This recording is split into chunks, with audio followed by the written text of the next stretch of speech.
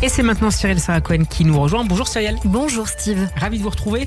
En France, Cyrielle, on s'insurge en ce moment du manque de réaction de certaines personnalités à cette crise en Israël. Où est Gad Elmaleh qui militait pour un appel de fonds afin d'aider le Maroc touché par un séisme il y a quelques jours? Où sont Jennifer, Matt Pokora, Boudère, Redouane Bougueraba, Amel Ben Slimane et Vita? Où sont ces artistes que l'on adore, qui vendent des millions d'albums et inondent les chaînes d'information à heure de grande écoute en prenant l'amour et la paix? Cette question se pose. Un des premiers à l'avoir soulevé sans crainte reste Arthur, qui d'abord a lancé un appel à ses amis, artistes, comédiens, chanteurs, humoristes, sportifs, sur son compte Instagram avec ce mot « Ne restez pas silencieux, arrêtez d'avoir peur, il est temps de montrer votre humanité et votre soutien ». Arthur, je le rappelle, qui était encore présent hier soir lors de la manifestation orchestrée par le CRIF et qui s'organisait de la place Victor Hugo jusqu'à la place du Trocadéro. Il était au micro de TF1 Info, on l'écoute. Je suis un petit peu en colère parce que mes amis du métier sont très silencieux, très discrets. Je ne comprends pas pourquoi. On est là quand il s'agit de toutes les causes et celle-ci, c'est comme le Bataclan, quoi. Donc je suis sidéré par le silence de mes camarades. Mais il n'est jamais trop tard. On entend vos silences, a-t-il ajouté sur cette vidéo publiée sur son compte Instagram.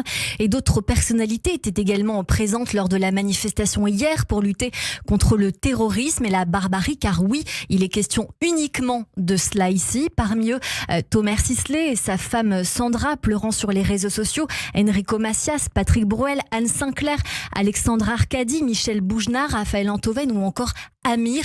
Toujours les mêmes, mais aussi l'influenceuse Élise Goldfarb qui indiquait avoir toujours été présente pour toutes les causes. Pourtant, ce soir, aucun de mes amis non-juifs n'était là pour lutter avec moi contre le terrorisme islamiste et le massacre de civils innocents, le massacre de mon peuple à moi. C'est vrai ça? Vous étiez où? D'autres personnalités, Cyrielle, et journalistes se sont également exprimés en ligne et dans les médias? En ligne, la journaliste Rebecca Fitoussi que nous avons reçue ici, sortie de sa réserve, Virginie Guillaume, John Maman, Elie Chouraki, que nous aurons par téléphone à 15h35 dans cette édition, Steve, l'humoriste de France Inter, Alexandre Kominek, mais aussi dans les médias.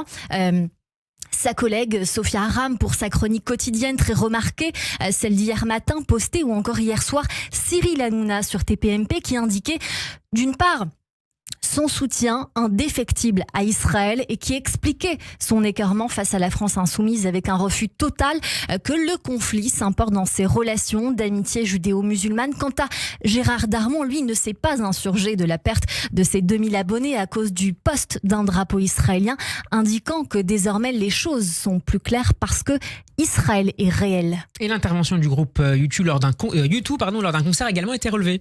Le chanteur Bono du groupe U2 a rendu un hommage au festivalier de la rave party Supernova, un moment suspendu, appelant un moment de paix et non de violence dimanche soir lors d'un show à Las Vegas. Un autre chanteur qui a étonné Vianney, lui aussi, a indiqué sur son compte Instagram que nul n'a besoin d'avoir des attaches en Israël pour se sentir meurtri ces jours-ci. Un état d'esprit partagé par Olivier Delacroix, producteur, animateur d'Europe 1 et France 2 qui défilait hier aux côtés du CRIF à Paris et qui a tenu à témoigner en ligne de son soutien sans faille à l'humanité.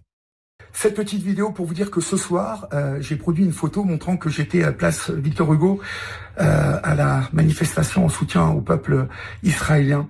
Mais j'étais surtout là-bas en soutien à toutes les familles, tous les amis, tous les parents de tous ces enfants qui ont été massacrés ce week-end. Les enfants et puis les moins jeunes aussi qui ont été massacrés dans des conditions horribles. Car ce sont des civils comme vous et comme moi. Ce sont des gens qui ont, comme au Bataclan, été assassinés par des barbares. Et je suis là-bas en tant qu'humaniste, qu'ils soient musulmans, qu'ils soient chrétiens, qu'ils soient bouddhistes, qu'ils soient américains, russes ou chinois. Moi, je défends la vie. La vie, c'est tout. Et si vous ne comprenez pas ça, mais désabonnez-vous. C'est ce qui s'appelle malheureusement avoir du courage, Steve. En effet, pour terminer, Cyrielle, une pétition signée par plusieurs centaines de personnalités demandant à libérer les otages. Ils sont tous issus du monde de la politique, du spectacle, de la justice, du monde associatif ou encore des médias. Ils signent dans Le Point un appel à la libération des civils capturés par le Hamas. La tribune publiée en ligne indique qu'ils sont une centaine au moins à vivre l'insoutenable, l'intolérable, l'injustifiable. Pour eux, nous devons être des des milliers à porter haut la voix de l'humanité et de la raison, celle de la libération immédiate et inconditionnelle des civils, des femmes, des enfants, des adolescents, des personnes âgées. Ils nous regardent, ils nous attendent, il y a urgence.